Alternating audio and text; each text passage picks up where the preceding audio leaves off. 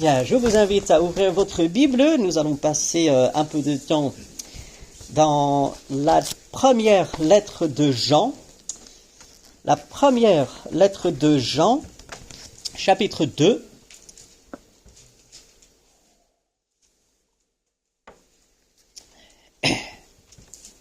La première lettre de Jean, chapitre 2, à ne pas confondre avec l'Évangile. Si vous trouvez l'Évangile de Jean, Matthieu, Marc, Luc, Jean, c'est pas celui-là, c'est vers la fin de la Bible. Première lettre, souvent on va dire première épître, mais en fait épître, il faut penser lettre dans son esprit. Première lettre de Jean, chapitre 2, et ce sera à partir du verset 18 ce matin jusqu'à la fin du chapitre. Je vous invite à suivre avec moi. Je vais lire ce passage. Il est un peu plus long que ce qu'on a l'habitude de faire, mais ça fait du bien d'avoir vraiment les paroles de Dieu sous les yeux et aussi dans nos oreilles. Alors suivez avec moi si vous y êtes. Première lettre de Jean, chapitre 2, à partir du verset 18. Petits enfants, c'est la dernière heure. Et quand vous avez appris qu'un antéchrist vient, il y a maintenant plusieurs antéchrists. Par là, nous connaissons que c'est la dernière heure. Ils sont sortis du milieu de nous, mais ils n'étaient pas des nôtres. Car s'ils avaient été des nôtres, ils seraient demeurés avec nous. Mais cela est arrivé afin qu'il soit manifeste que tous ne sont pas des nôtres. Pour vous, vous avez reçu l'onction de la part de celui qui est saint, et vous avez tous de la connaissance. Je vous ai écrit, non que vous ne connaissiez pas la vérité, mais parce que vous la connaissez, et parce qu'aucun mensonge ne vient de la vérité. Qui est menteur, sinon celui qui nie Jésus et le Christ? Celui-là est l'antéchrist, qui nie le Père et le Fils. Quiconque nie le Fils n'a pas non plus le Père. Quiconque se déclare publiquement pour le Fils a aussi le Père. Que ce que vous avez entendu dès le commencement demeure en vous. Si ce que vous avez entendu dès le commencement demeure en vous, vous demeurerez aussi dans le Fils et dans le Père. Et la promesse qu'il nous a faite, c'est la vie éternelle. Je vous ai écrit ces choses au sujet de ceux qui vous égarent.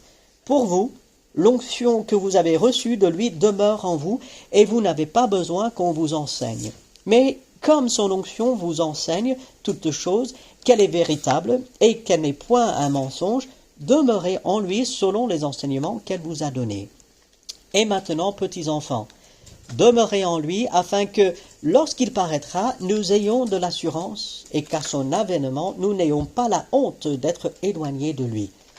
Si vous savez qu'il est juste, reconnaissez que quiconque pratique la justice est né de lui. Prions pour remettre ces moments entre les mains de Dieu. Oui, Seigneur, nous implorons ton aide pour comprendre ta parole ce matin. Éclaire-nous, aide-nous à comprendre, Seigneur, donne-nous du discernement, aide-nous à être réceptifs et que tu nous donnes la capacité, le pouvoir par la suite à mettre en pratique ce que tu nous montres. Nous t'implorons en ton nom. Amen.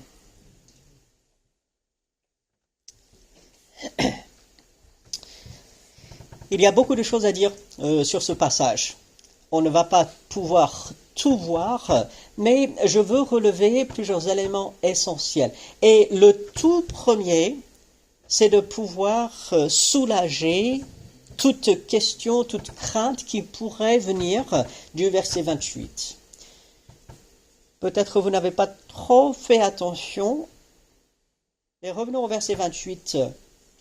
Maintenant, petits enfants, demeurez en lui, afin que, lorsqu'il paraîtra, nous ayons de l'assurance et qu'à son avènement, nous n'ayons pas la honte d'être éloignés de lui. Petits enfants, c'est le terme que Jean va utiliser pour parler des enfants de Dieu. Et donc, il parle à des enfants de Dieu et il parle d'être éloignés de Dieu à l'arrivée de Jésus-Christ. Et malheureusement, il y a des personnes qui prennent des versets comme celui-ci, comme d'autres, et qui enseignent que même un enfant de Dieu peut perdre son salut. Qu'un jour on peut être sauvé et que si on ne demeure pas, parce que vous avez vu au verset 28, demeurez en lui afin que, donc, si je ne demeure pas en Jésus, eh ben, lorsque Jésus reviendra, il ne me prendra pas, je ne serai pas avec lui. Il y a cet enseignement. Permettez-moi d'être très clair ce matin. Cet enseignement, il est faux.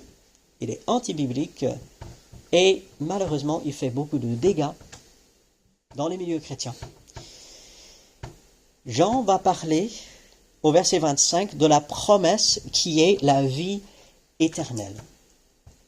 La vie éternelle, c'est ce que nous obtenons lorsque nous croyons en Jésus-Christ pour le salut. Et si nous avons la vie éternelle, ça veut dire qu'elle ne s'arrêtera jamais. Je ne peux pas l'avoir un jour et ne plus l'avoir un autre jour.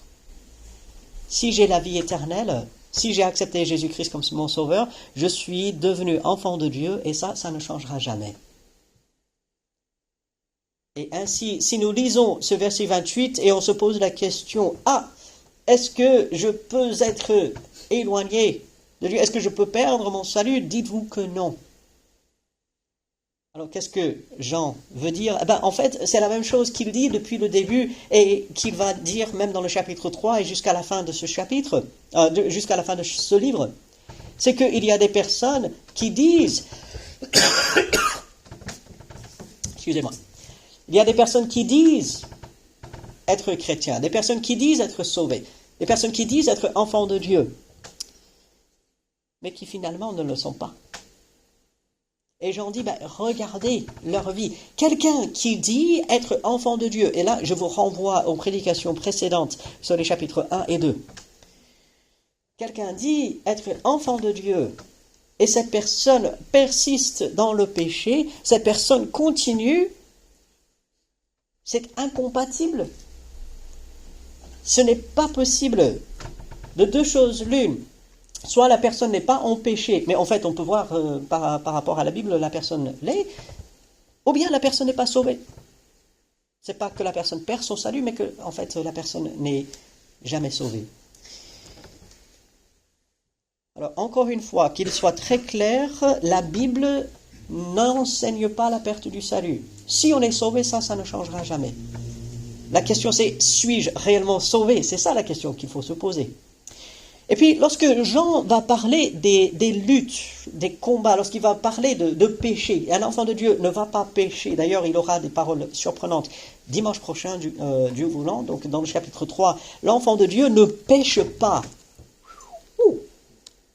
Mais c'est fort, là. Quel enfant de Dieu est parfait?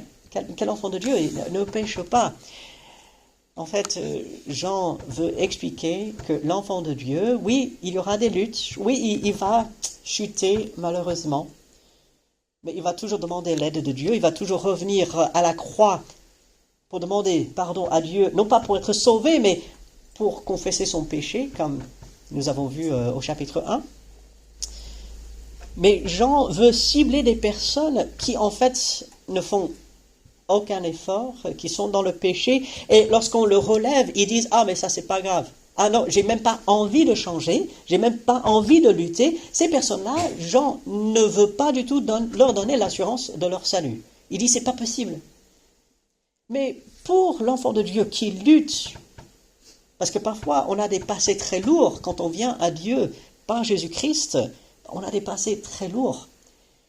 Et ainsi, un enfant de Dieu qui lutte et qui demande à Dieu de l'aide et malheureusement qui chute et qui est relevé par des frères et sœurs et qui avance mais qui encore chute, cette personne-là, Jean veut l'encourager. Jean veut dire, tiens bon, continue de regarder vers Jésus, continue de confesser ton péché, continue de revenir à la croix. Le juste, dit le livre des Proverbes, il va tomber 7 fois, il va se relever. Il ne va pas rester à terre. Et ainsi, soyons encouragés que nous ne pouvons pas perdre le salut. Ce n'est pas possible. Ce verset ne l'enseigne pas, la Bible ne l'enseigne pas. Et aussi, si on est enfant de Dieu et qu'on est en lutte, que Satan n'utilise pas cela pour nous décourager, pour dire « Ah, est-ce que tu es vraiment enfant de Dieu ?» Non, non, non. Si on lutte, oui. Entre autres, on peut dire « Je suis enfant de Dieu ». Alors, avec cela dit, je veux revenir au verset 18. Parce que Jean, il écrit quand même à des enfants de Dieu. verset 18, il va dire « petits enfants ». Et c'est ça la clé. J'en ai parlé la semaine dernière, je veux le répéter. Je veux le redire, que ce soit très clair. Ceci est essentiellement pour les enfants de Dieu. Ceux qui ont accepté Christ comme leur sauveur personnel. Ceux qui sont passés de la mort à la vie. Avec les ados hier, on a pas mal parlé de cela, tous ces termes de la Bible. Être disciple, être enfant de Dieu, être né de nouveau. C'est ça l'expérience de quelqu'un qui est sauvé. Et Jean va dire ces choses dans ce passage, principalement pour des enfants de Dieu. Voilà pourquoi, entre autres, il faut devenir enfant de Dieu aujourd'hui si on ne l'est pas. C'est quelque chose de très important et c'est une question qu'il faut régler le plus rapidement possible. Mais il va dire, mes petits-enfants, et vous avez relevé, il va le dire 2 fois, c'est la dernière heure. C'est quand même très solennel, n'est-ce pas? La dernière heure. La dernière heure de quoi? Ça peut être la dernière heure de la journée, entre 23h et minuit. Ouais. Une heure que, bon, peut-être on voit trop souvent. Et ceux qui travaillent et qui doivent se lever très tôt, probablement pas. Mais voilà, une heure que, voilà, on veut éviter un peu parce qu'on veut pouvoir être bien le lendemain. Alors, c'est la dernière heure. Alors, c'est peut-être la dernière heure de la vie.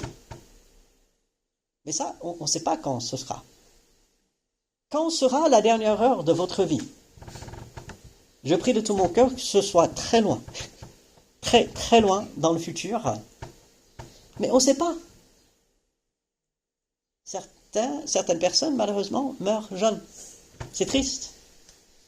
D'autres personnes, très âgées, formidable, surtout s'ils sont en bonne santé. Petits enfants, c'est la dernière heure.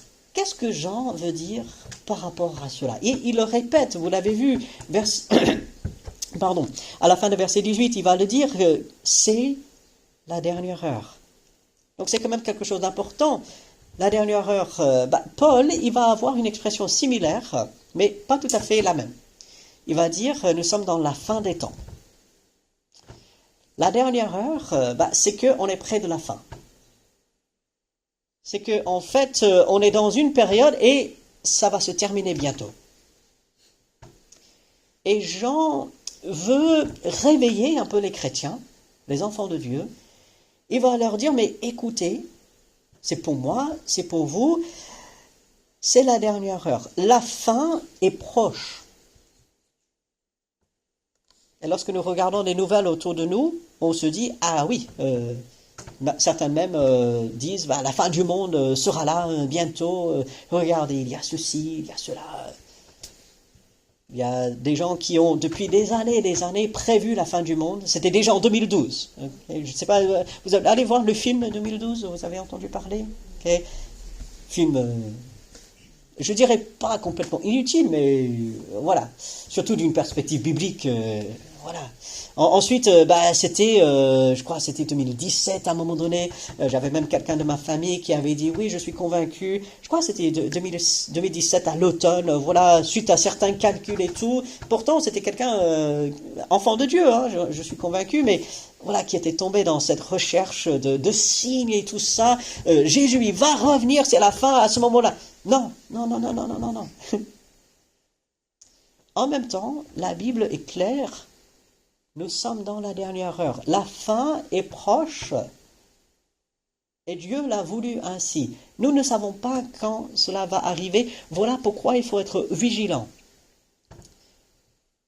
Combien de fois avons-nous fait l'expérience, les parents laissent les enfants à la maison, leur font confiance et disent, on va revenir à 21h.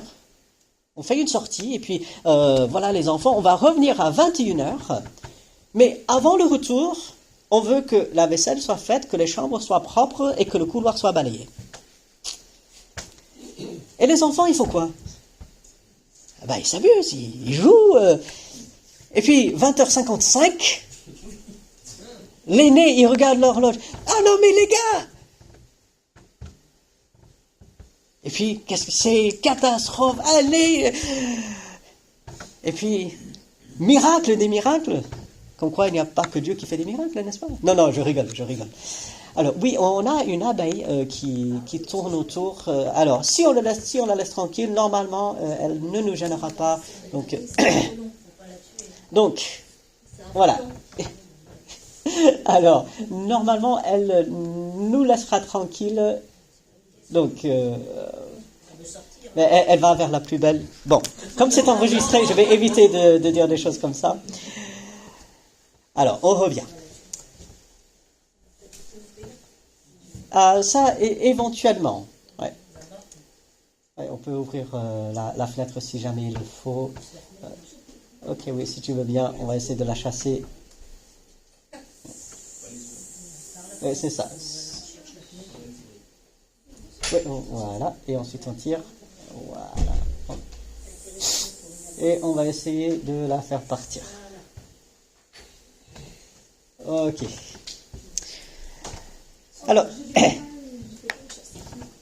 Alors, les enfants, ils font quoi? Ils savent que papa et maman, ils vont arriver à telle ou telle heure. Et du coup, ils vont profiter jusqu'à ce que... Allez, 5-10 minutes. Ah, mince, maintenant il faut ranger, maintenant il faut nettoyer. Mais ils avaient tout le temps. Et si on est honnête les uns avec les autres, si Dieu nous avait dit, telle ou telle année, tel ou tel mois, tel ou tel jour, je reviens, quelle serait la tentation? Faites un peu de vivre notre vie, n'est-ce pas? De ne pas être vigilant. Et puis, si on savait que de toutes les façons, ça ne viendrait pas pendant ma vie, j'ai pas besoin de me soucier. Voilà, je suis sauvé. Et puis, j'attends que Jésus revienne, et je sais que ça va être très loin, ou tel moment. Et voilà pourquoi Dieu, dans sa sagesse et dans sa grâce, il ne nous donne pas de moment précis. Il nous dit très clairement, Jésus reviendra et la fin arrive. La fin est proche. Mais il ne nous dit pas quand. Pour que nous soyons prêts, les mots de la Bible, c'est être vigilant, veiller, prier. On ne sait pas quand Jésus reviendra. Et Jean, il rappelle cela à ces chrétiens, on remonte il y a presque 2000 ans. Et il y a 2000 ans, déjà, Jean pouvait dire, c'est la dernière heure. Alors, combien plus aujourd'hui? C'est la dernière heure. Jésus est proche, j'en suis convaincu. Mais proche de la manière biblique, comme si ça pouvait attendre encore 50. Si Dieu veut, ça peut attendre encore 500 ans. Hein. Certains vont dire, oui, mais la terre ne tiendra pas. Qui l'a créé la terre? Si Dieu veut que la terre tienne, la terre tiendra. Jésus, il a dit à Pierre, si je veux que lui, il tienne jusqu'à ce que je vienne, qu'est-ce que ça t'importe? Toi, suis-moi. Nous sommes dans la fin des temps, nous sommes à la dernière heure, sans savoir quand ça prendra vraiment fin. Et alors, le comportement du chrétien, le comportement de l'enfant de Dieu, est-ce qu'on doit aller trouver notre bunker pour là nous isoler, pour nous protéger, pour attendre que la fin arrive? Non, mon frère, on ne doit pas faire ça. Bien sûr que non, donc on sait qu'il plaisante. Mais vous savez, il y a cette idée, et il y a eu cette idée à travers des siècles que les enfants de Dieu, en attendant le retour de Jésus-Christ, ils se sont retrouvés simplement entre eux, dans la peur, en fait. Et ce n'est jamais ce que Dieu, lui, il a voulu. En fait, Jésus, à travers Jean, il nous appelle à être vigilants, et particulièrement, il nous met en garde contre le mensonge et contre des contrefaçons de Jésus-Christ. Déjà, le mensonge vient du diable, vient de Satan. Il est le père de mensonges. Il a menti depuis le début et il continue de le faire aujourd'hui. Recherchez la vérité. Jean encourage ces chrétiens à rechercher la vérité. Il va dire au verset 21, « Je vous ai écrit non que vous ne connaissiez pas la vérité, mais parce que vous la connaissez. On a la parole de Dieu entre les mains. Et aujourd'hui, de quoi est-ce que j'ai besoin devant tous les mensonges que nous pouvons entendre autour de nous? On en parlait vendredi soir avec les hommes. On nous ment. Vous allez sur Internet et vous allez trouver des choses qui sont fausses. Il y a des mensonges. Je ne rentrerai pas dans les discussions que nous avons eues vendredi soir. Je laisse entre les hommes. On nous ment. Pas sur tout. Et ce n'est pas tout le monde qui le fait, mais soyons honnêtes, nous, pour reconnaître que oui, il y a le mensonge dans le monde. Et comment y faire face? C'est de plonger son regard dans la parole de Dieu, la vérité. C'est connaître la parole de Dieu. Si nous connaissions aussi bien la parole de Dieu que, par exemple, notre façon de travailler, si on connaissait la parole de Dieu au bout des doigts, quel changement ça apporterait dans ma vie? Je serais capable de voir et d'identifier des mensonges qu'on me présente. Je serais capable d'identifier quand ça va pas. Jean va dire, en tant qu'enfant de Dieu, à la dernière heure, il ne s'agit pas d'avoir peur, il ne s'agit pas de s'enfermer, il ne s'agit pas de faire la politique de l'autruche. Alors, apparemment, l'autruche ne fait pas vraiment ça, mais qui met sa tête dans le sable, pense que tout va bien autour de lui. Non. C'est d'identifier le mensonge et d'y parer avec la vérité de la parole. Et puis, c'est aussi de reconnaître des contrefaçons. Alors, des contrefaçons, c'est ce que Jean va appeler des antéchrists. Alors, on revient au verset 18. Il y a un antéchrist qui vient. Alors, c'est Satan lui-même qui se présentera à un moment donné. Mais aussi, il y a maintenant plusieurs antéchrists. Alors, ceux qui viennent avant Christ, en fait, on n'est pas en train de parler de anti, contre, mais qui viennent avant. Donc, petite précision là. Et ils se font passer, soit pour Christ ou pour ceux qui travaillent pour lui, mais en fait, ce sont des menteurs, ce sont des contrefaçons. Et il faut se rendre compte que tous ceux qui se disent chrétiens ne le sont pas. Tous ceux qui prétendent travailler pour Dieu ne le font pas, malheureusement. Il y a des personnes qui travaillent pour elles-mêmes. Et pourtant, ils prennent le nom de Dieu. Et moi, en tant qu'enfant de Dieu, aujourd'hui, alors que c'est la dernière heure, je ne dois pas être crédule. Vous allez sur Internet et vous allez pouvoir, sur YouTube, entre autres, trouver toutes sortes de prédications, toutes sortes d'expositions, toutes sortes de choses qui prétendent venir de Dieu. Je vous prie d'utiliser du discernement, de regarder avec un œil critique, parce que tout ce qui est sur Internet, tout ce qui se dit chrétien, ne l'est pas forcément. Et il y a des personnes, parfois bien intentionnées, mais mal enseignées. Parfois, il y a des personnes malveillantes qui vont essayer de détourner de Dieu. Et quel est le critère que Jean va mettre en avant pour pouvoir identifier? C'est assez intéressant. Si on va au verset 22,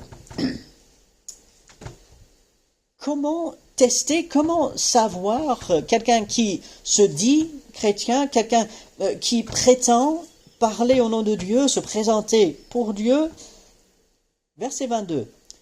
Qui est menteur, sinon celui qui nie que Jésus est le Christ? Que Jésus est le Messie, Jésus est le oint, Jésus est celui qui vient de Dieu. La première question que vous devez penser, si vous commencez à dire « est-ce que cette personne est vraiment de Dieu, cette personne annonce vraiment la vérité ?» La première question qu'il faut se poser, c'est qu'est-ce que cette personne fait de Jésus-Christ? Est-ce que cette personne présente Jésus-Christ juste comme un homme qui a fait du bien? Est-ce que cette personne présente Jésus simplement comme quelqu'un qui a donné un bon exemple? Est-ce que cette personne présente Jésus-Christ comme simplement un prophète? Si on s'arrête là, cette personne, malheureusement, est dans l'erreur et on ne devrait pas écouter. Parce que cette personne est dans le mensonge, qu'il se rende compte ou pas. Qui est menteur, sinon celui qui nie que Jésus est le Christ? Celui-là est l'Antéchrist qui nie le Père et le Fils. Et Jean, par cela, veut montrer que, en fait, toute personne qui nie Jésus-Christ est en train de suivre les traces de Satan. C'est grave quand même. Et avec une erreur aussi grave, on devrait pouvoir l'identifier. Quand vous allez regarder des vidéos sur Internet, des gens qui prétendent prendre la parole de Dieu, même des personnes d'autres religions, vous savez peut-être pas parfois comment s'y prendre, posez-leur la question par rapport à Jésus-Christ. Je prends un exemple, vous discutez avec des musulmans qui viennent de terminer le Ramadan. Alors apparemment ça a fait grand scandale, toutes les histoires, parce qu'il y avait 2 dates annoncées, j'ai pas tout compris là-dedans, mais voilà. Mais ils viennent de terminer le Ramadan récemment, et vous discutez avec eux, et vous leur posez la question par rapport à Jésus-Christ. Et ils vont vous répondre que Jésus est un homme bien, était un homme bien, un prophète, mais sans plus. Et pourtant, eux, ils essaient de faire croire qu'on est pareil. On est frères. Non. Vous prenez les témoins de Jéhovah. Vous leur posez la question sur Jésus-Christ, qui il est. Ils ne vont pas admettre que Jésus est Dieu. Pour eux, il est fils de Dieu, mais il est moins que Dieu en fait. Vous prenez les Mormons. Les Mormons croient que Jésus n'a pas toujours existé, qu'il a été créé à un moment donné. Donc il n'est pas Dieu pour eux. Et ça, c'est juste quelques exemples de personnes qui malheureusement, ou de groupes qui suivent les traces de Satan et qui nient que Jésus est Dieu. Alors que Jean, il dit, il faut dire, il faut croire, il faut déclarer que Jésus est Dieu. Un vrai enfant de Dieu fera cela. Et quelqu'un qui n'est pas prêt à admettre que Jésus est Dieu n'est pas enfant de Dieu. À la fin de verset 23, Jean va dire « Quiconque se déclare publiquement pour le Fils a aussi le Père ». C'est-à-dire, on est en sécurité. Si nous croyons que Jésus est réellement Dieu, qu'il est aussi réellement homme, par ça même, on croit en Dieu. On place notre confiance en Dieu par Jésus-Christ. Et c'est ça qui fait toute la différence. Être enfant de Dieu, c'est pas simplement améliorer sa vie. C'est pas juste faire un petit changement. Petite amélioration. Non, c'est un changement radical.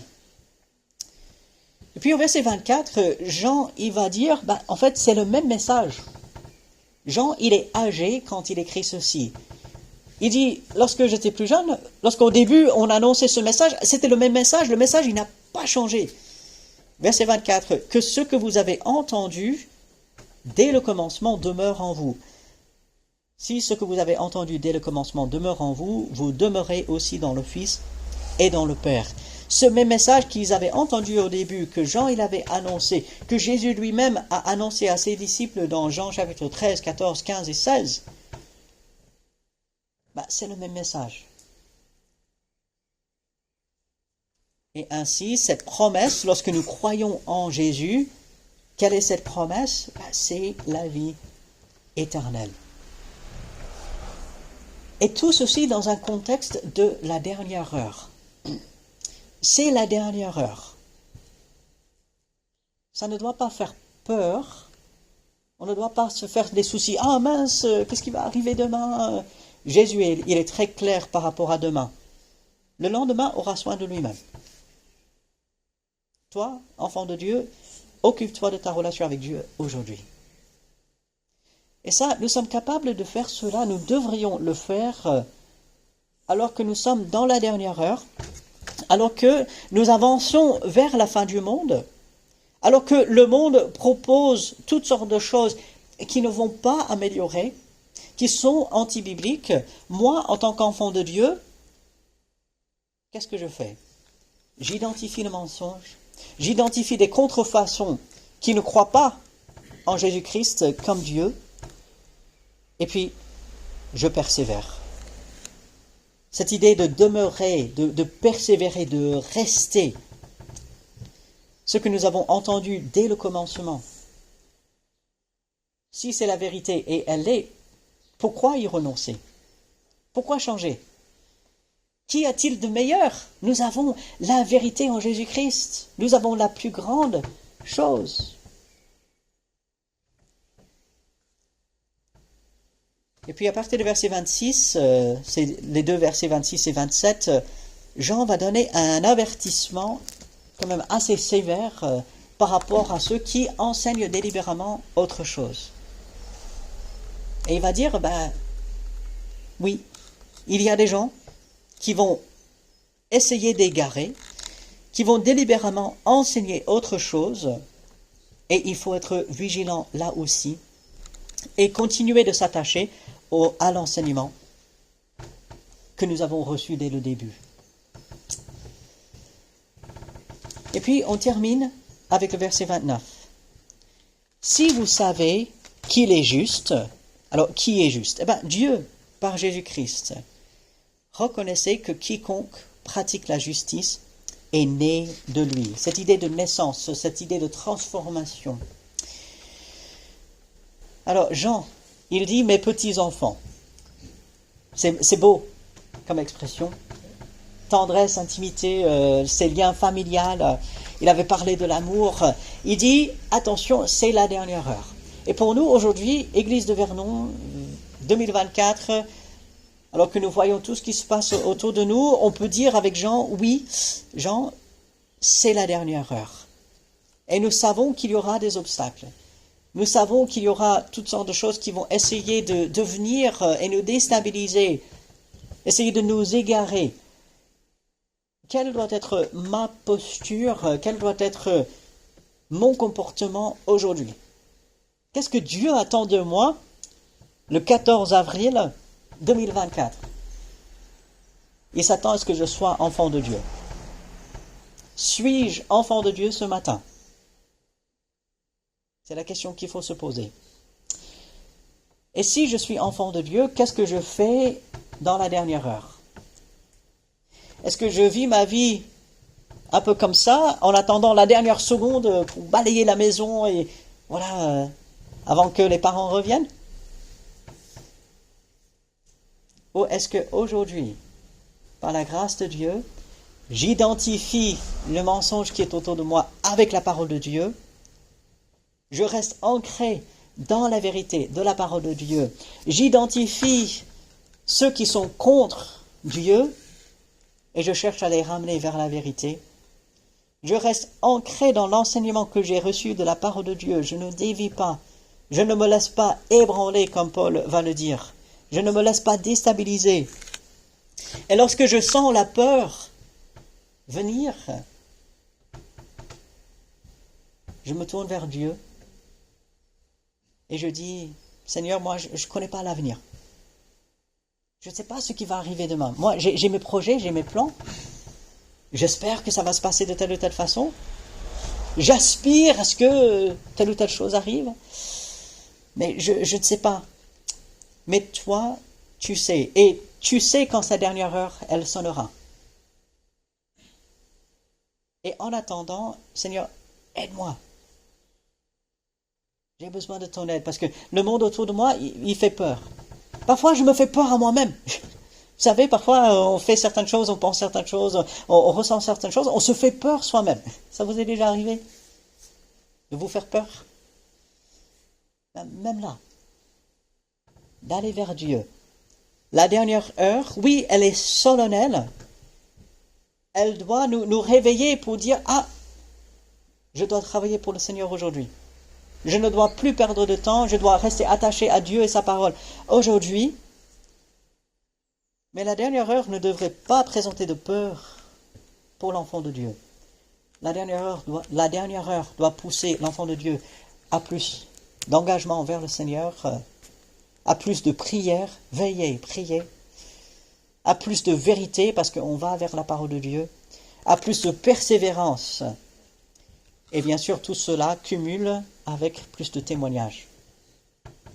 On témoigne pour Dieu, parce qu'avant que ce soit trop tard, le plus grand nombre doit venir à Dieu. Et nous pouvons, par notre témoignage, aider les personnes à venir vers Dieu pour le salut en Jésus-Christ. Alors la question qui se pose à nous, c'est qu'est-ce que nous faisons pendant la dernière heure? La dernière heure, elle est là. On se pose la question, mais qu'est-ce que vous faites? Qu'est-ce que moi je fais dans la dernière heure en tant qu'enfant de Dieu? Et si je ne suis pas encore enfant de Dieu, ça peut être aujourd'hui, ce moment, le moment de devenir enfant de Dieu.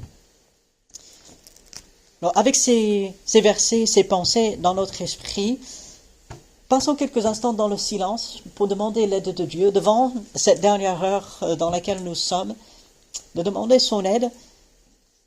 Passons quelques instants dans le silence et au bout de quelques instants de silence, moi je terminerai par une prière. Seigneur, nous savons que nous sommes dans la dernière heure parce que ta parole nous le dit et nous implorons ton aide pour agir, vivre comme toi tu le veux. Aide-nous à ne pas avoir peur face à cette perspective. Donne-nous du discernement pour identifier le mensonge et rester attachés à la vérité. Aide-nous à persévérer, Seigneur, et tu le feras si nous sommes tes enfants. Aide-nous, Seigneur, devant des attaques. Aide-nous dans ce monde qui nous presse. Aide-nous à garder les yeux fixés sur toi. Fortifie notre foi, Seigneur. Aide-nous à tenir bon, à ne pas avoir peur, d'avancer pour toi. Fais ton œuvre, Seigneur, dans notre vie. Nous t'implorons, nous t'en supplions. Et c'est en ton nom que nous prions. Amen. Je vous laisse avec un dernier verset, enfin les deux derniers versets de la parole de Dieu. C'est en Apocalypse chapitre 22, les versets 20-21. Celui qui atteste ces choses dit, oui, je viens bientôt. Amen. Viens, Seigneur Jésus. Que la grâce du Seigneur Jésus soit avec tous. Alors, allez avec la bénédiction de Dieu, avec ces paroles dans votre esprit. Saluez-vous les uns les autres. Un très bon dimanche à chacun.